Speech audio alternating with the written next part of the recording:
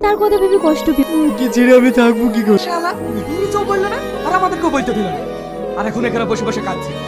ঠিক আছে, তোকে কিছু বলতে হবে না, যা বলার আমরা বলবো। আমি চাই না ওর চোখে খারাপ হতে, ও ভালো থাকুক এটাই আমি চাই।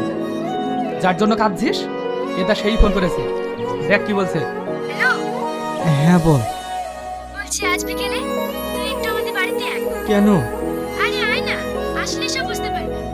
আমাদের কোনো আপত্তি নাই, মেয়ে আমাদের ভীষণ পছন্দ। তুলির বন্ধু, দুজনে একসঙ্গেই পড়াশোনা করে, খুব ভালো ছেলে। উভয় পক্ষের যখন পছন্দ, তাহলে একটা শুভ দিন দেখে ওদের চালা ত্যাগ করে দেওয়াই ভালো।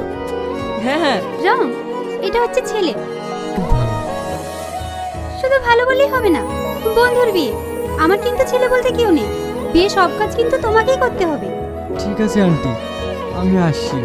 কি ব্যাপার, তুই কাঁদছিস কেন? কই, কাঁদছি না তো। দেখ, আমি তোর বন্ধু, আমার কাছে লুকোতে পারবি না। কি হয়েছে বল। আমি কাঁদছি তোর জন্য। আমার জন্য? হ্যাঁ, এতদিনে একসঙ্গে ছিলাম তো, তুই বিয়ে করে অন্যের ঘরে চলে যাবি, আমি পুরো একা হয়ে যাব। আমি তোকে অনেক মিস করব। এর জন্য কেউ কাঁদে? আমিও তো তোকে ছেড়ে থাকতে পারবো না। আমি সে প্ল্যান আগে থেকেই করে রেখেছি। আমার বরের কোম্পানি আছে, সেখানে অনেক স্টাফ কাজ করে। আমার বরকে বলে সেখানে তোর একটা কাজের ব্যবস্থা করে দেব। তার আগে বল, ছেলে তোর পছন্দ?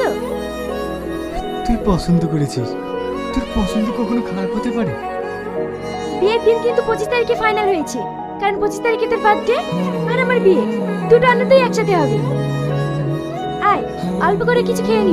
তুই তো বিয়ের জন্য অনেক খুশিতে আছিস। 25 তারিখে আমার জন্মদিন, কিন্তু সেই দিনটা যে আমার মৃত্যু দিনের থেকে যন্ত্রণাদায়ক। আমি তোকে ছাড়া বাঁচবো না।